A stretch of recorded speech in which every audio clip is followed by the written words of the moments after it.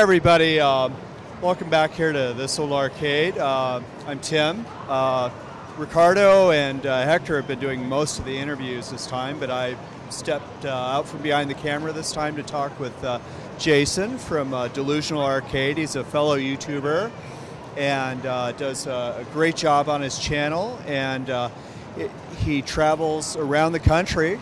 Yeah, I'm all the way from, I was born and raised in New York City, and I came from Connecticut, the East Coast, and I came last year for the first time. I met everybody on the forums, and this time I took a direct flight, which was a lot easier because 3-hour difference, so, and I came earlier as well. That way the whole 2 days that I'm here, I could just experience it. It's so great having all the arcades and everything. But yeah, it was a lot of fun. Yeah, this time you did something a little different. You did some live broadcasting up on YouTube. First time ever, you know, because the technology is catching up with cell phones now. So I literally just took my cell phone, I had my rig with my cameras and everything, attached it to it and just went live, and luckily we had an awesome signal here, you know, with the 4G, and you know, and I just went through a whole walkthrough before and after, behind the scenes. I mean, there's a lot of people, especially the organizers are really cool. They let me come in early.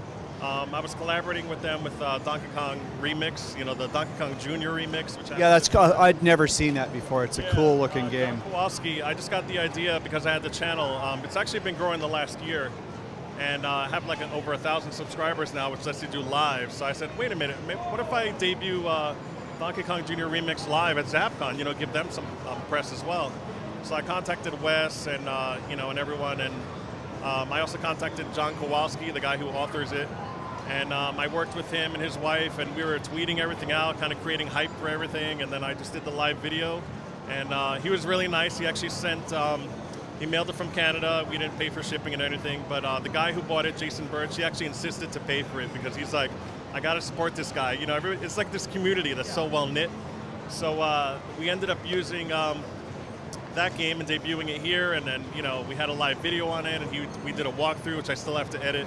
And I give him the raw footage, but I have, you know, I took one with the pro camera as well, which I'm going to release later. But it was a lot of fun. He gave us serial number 1 because of that. We lucked out. So we have the first retail copy of it. Originally, we were supposed to get the prototype, but he finished it in time. You know, he really got motivated. The fact that it was going to be at the show, and it's in a custom cabinet. How are they going to distribute something like that? I mean, you can get it through highscoresaves.com. I'm not sure if there's any other websites that do it. I don't know if Phoenix Arcade or someone else does it as well, but I know Joe at highscoresaves.com does it as well. You could also order it directly from John in Canada. He will ship worldwide. So, you know, you can just get it. It's about, I think it retails for like $85, and it works with the existing boards. So you have to have the existing board for it to work. So it's a chipset. Yeah, so yeah, it's an add-on board that just kind of daughter card that snaps in over the CPU, and then you put the CPU on top of that. Yeah, that's cool. Ricardo just did a review on it's a little daughter card you put on a VS board. Okay. Yeah, that's the, is it the Multiverses? It's the Multiverses. Yeah, I have that on my channel as well. Joe actually sent me one. You know, it's all about collaboration. I don't do it for the money, obviously, because YouTube doesn't really pay out well. But I love the hobby, and it's time is my worst enemy because, you know, I'm always trying to be places, and there's not enough time to edit. But he did send over, you know, at the time it wasn't released yet, so it wasn't a prototype; it was the final version. And then I, not only did I review it, but I actually went into programming it, and he was so impressed with it, he actually threw it on his website, you know, linked to my channel, and everybody, you know, sales have been good with that. What was your original impetus? What got you started in doing the YouTube videos? Well, what got me started really was the fact that I was horrible. I started with a MAME cabinet, like most people do. I went to a friend's house. We had a basement arcade, and I saw, you know, he had the X arcade there, which that's like more of a beginner's starting, you know. So when I saw that, I said, wow, I got to build one of these. And then when I went to build it, it was really hard for me to figure out. Like I was very overwhelmed. So then I ended up, I mean, my channel's about 10 years old, believe it or not, and I just started the last year really ramping it up. Once I got to ZapCon, I got really motivated. So I posted a video how to wire up a control panel, how to do ground, and it's still up there, and people still, I mean, it has, wow, probably 30,000 views since I first posted it, you know. I did one last year here too on Polybius. I don't know if you know what. Oh yeah, yeah. That's Polybius is the one that Ricardo got sucked into and disappeared 2 ZapCons ago, and then we retrieved him later. So yeah, what happened was Paul on the forums, he actually built a replica of Polybius. Someone made a game of Polybius. He took that and kind of ran with it, and the attention to detail is amazing. I have a video on that as well. But that one almost went viral. It has, in a year, it's like 26,000 views already. I was like, I had no idea making it that I was going to do that. And CNN actually contacted us and him, and they wanted to do a story on it because, Polybius is his thing, so they contacted him. They looked at my footage on the channel, and it just kind of snowballed from there, so they're planning to do stuff with that as well. They want to see the actual machine and kind of take footage of it and stuff. I'm always blown away at how creative hobbyists can be. Not the guys that were operators or... the reason for these arcade machines were originally to make money. Right. But it's kind of morphed into these days into kind of the home hobby. And there's so much work involved in that too. You have to be a carpenter, a painter, an engineer, and it's really hard on if you're married. I mean, your wife, you have no excuse now. She's like, well, I know you can paint, I know you can fix stuff. If you can do those arcade machines, you can fix the house. So you got to kind of find a balance between doing that and getting sucked in that world, and then before you know it, it's like 2 o'clock in the morning. You're working on something. You have to really balance that all out. But it is fun, and it's amazing. The guys, I mean, compared to me, I mean, these guys are like that disc of Tron. I don't know if you went there. It's amazing. It's pristine condition. It looks like it just came out of the factory. And there's a lot of pieces like that around here that are collector's items. I think it's important to preserve that stuff historically. And I think that's a good part of what you've been doing with your Last Credit series, actually showing the trials and tribulations of playing games. What happened was I was trying not to be a copycat. A lot of people have gameplay videos and stuff. So I said, what can I do to make it, good? And I had a Facebook forum that I went to, like one of the Facebook groups called New Jersey Video Gamers with Joe Sabo. Joe Sable does artwork and stuff. He's a really great guy. He's in New Jersey. It's about a couple hours. And I just went there. I said, hey, I'm thinking of a new series. What should we call it? Final Credit, Last Credit. And then my idea was, when you were a kid and you had only 1 quarter left. I mean, my parents barely gave me any quarters to begin with. So I said, what should I spend it on? I want to spend it on something that I know I'll last long on. So I'll play games that I really know. But then it kind of snowballed into like people would comment saying, oh, I want you to play this game. How about playing this game? I used to love it. So then I started expanding it a little bit. But I'll play with 1 credit and then just, so it's called Last Credit. I'll go through gameplay. I'll usually study the game first, and then I'll kind of say, oh, there's a little Easter egg here. I love Easter eggs too. It's also another good way to gauge your improvement as you're learning whatever skill it is for the particular game. Yeah, how well you're improving. I mean, I never used to like Zookeeper.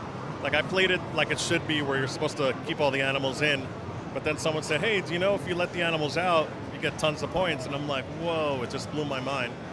So it's really, you learn stuff all the time, especially with pinball. I'm not a pinball guy, but now I'm starting to get the little bug, like, oh, I might want to get a pinball soon, and I want to get sucked down that rabbit hole, That's a whole nother thing, because you get into the electromechanical. Yeah. You have to be mechanical. And it's expensive too. Especially some of these pinballs go like upwards of 10 grand, like the really good ones. So where do you want to go from here? From ZapCon 2017, what are you looking forward to? I've already covered. I went to GamerCon because I live on the East Coast. GamerCon was in Connecticut. It's Mohegan Sun Resort out there. But they're having another one in October. It's called Retro World Expo. It's actually a little bigger than this, believe it or not. It's huge. And it was so big, and it's basically growing so much that they had to change locations to a bigger venue there. But that one's great. It's almost like a flea market of old school games, from arcades all the way to like the living room where you have like the old NES and stuff like that. So I'm going to be covering that. I videotaped last year. I had laryngitis, unfortunately, so I put it on the back burner for this for now. But I have to do voiceovers and post and all that stuff to get it on. But I do have a background in post. I work for A&E Networks and the History Channel and that. I've been there like 20 years, so like we're used to editing and doing After Effects and all these things. That's why you see my intros are all flashy, because we did those in After Effects. Yeah. So yeah. So a lot of good stuff planned. I like to pick up games, but my budget doesn't allow me to pick up a game every week. And as you learn, if you pick up one and you pick others, pretty soon you're adding on to the house. Right, and you have to know like when to flip stuff. I have a hard time with that because I'm not the kind of guy that likes to take a classic and destroy it and put a 60-1 in a multi-game. It's really hard because I have people come up to me, relatives, they're like, hey, I want a game with all this stuff. So I'll usually try to throw a computer in, but then having to build the cab, I kind of compromise. I actually build these little ones called Vigolixes for them, which are like small, from scratch stuff. You're not destroying history or anything like that. So yeah. But picking up the games, I have a series called Arcade Hunting, where I go out on Craigslist and I look and I find stuff, and that was a lot of fun. It's a lot of work, but it's more creative. Where you can, show driving shots and music and all that. So I really like those. That's a whole nother field when it comes to newbies, people who've never had a game, maybe they want a game, and giving them advice on what's going to have some longevity for interest. Because a lot of people, they'll pick up a game, they're bored with it after 2 or 3 weeks. Right. Yeah. The other thing, the number one question I get from people, like, where do you find these? Did you build this? Like, where would you get an arcade machine? And I'm like, well, you just got to look for it. People have them all the time. Some of them, they'll give them away for free because they just want them out of their house. But yeah, so it's a fun series. That last credit, I have this one with Zapcon. The one from last year, I still have to edit. But I did little snippets here and there. I'm releasing them as I go. It's kind of like hidden gems, from the archives, I call it, But people still want to watch it, so it's good. Yeah, that's that footage that it's on the hard drive, and you look at it later, and, oh, this would be really good, Exactly. Yeah, I'm actually using some B-roll I took from last year for this year because they have the same games, and, I did a gameplay on that, so I'll dig that out of the archives. And so I have plenty of footage. I have over a year's worth of stuff I've done, that I just have to catch up on. But again, you have to balance the family life, work.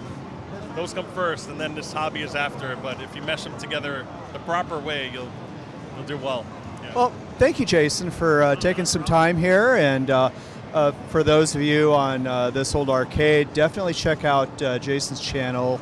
It's Delusional's Arcade. Yeah, it's actually, if you go to youtube.com/Del's Arcade, that's DELS Arcade. I actually changed the URL to make it a little easier. And the Twitter is the same. It's at Del's Arcade as well. Facebook at all?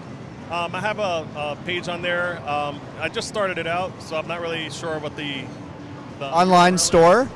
No, not yet. Not yet. I have T-shirts. I've gotten stuff I posted on my Twitter account, and they said, "Oh, I want to buy a shirt. Is it available?" I'm like, "Not yet," because I want it to be perfect. I want it to be good. So I'm talking to a few guys that I know that do printing, and they can kind of advise me on like what the design should be. I already came up with a logo and stuff, for the channel, and I did that in After Effects, and now we're getting what they call a high-con version, which makes it print better. This is actually a sample where you see it. It's it's very it just jumps out because it's originally in color. Yeah. So. See, that's a really cool design. It's basic. Yeah. And like our design here, we just took it from a control panel. Oh, okay. Yeah. And just. Yeah, mine. It's a funny story. I had a neon sign that you see if you look at the channel. Looks just like that. And it's from China, so like there's no like copyrights on it and stuff or whatever. So I just took a picture of it, imported it into Photoshop, did some work to it, and just created the logo. So, well, from ZapCon 2017, I'm Tim from This Old Arcade and Delusional's Arcade, aka Jason as well. AKA Jason. Well, see you next time. All right, take care.